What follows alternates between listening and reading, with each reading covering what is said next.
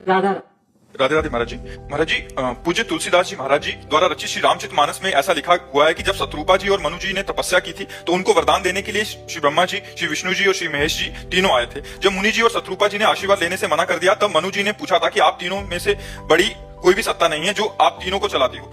तो महाराज जी तब ब्रह्मा जी, विष्णु जी, महेश जी ने कहा था हाँ बोला था। इस जवाब को सुनकर उस परम शक्ति को पाने के लिए उन्होंने फिर से तपस्या शुरू कर दी। तो महाराज जी क्या वो परम शक्ति प्रभु राम जी थे? हाँ, भगवान के एक अंश से ही त्रिगुणात्मक भगवान का स्वरूप प्रकट हुआ है। जो त्रिगुणात्मक माया का संचालन करने के लिए रजोगुण ब्रह्मा, शतोगुण विष्णु, तमोगुण भगवान शिव, ये तीन गुणों का विकास हुआ।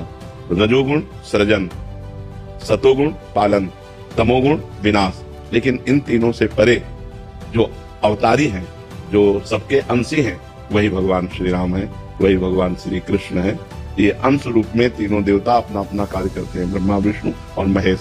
जब उन्होंने इनको स्वीकार नहीं किया, इनसे कोई वरदान नहीं चाहा, तब जब भगवान प्रकट हुए तब कहा मैं आप जैसा पुत्र चाहता हूँ। तो कहा मेरे जैसा तो मैं ही हूँ। भगवान ने उत्तर भी दिया कि मेरे जैसा तो सिर्फ मैं हूँ, तो मैं ही तुम्हारा पुत्र बनकर प्रकट होऊंगा। वही अरूप, वही निराकार, विप्रधेनु सुर संत हित लीन मनुज अवतार।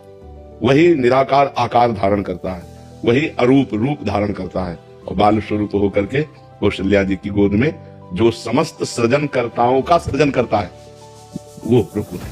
वो सच्चिदानंद भगवान राम है, वो सच्चिदानंद भगवान श्री कृष्ण है।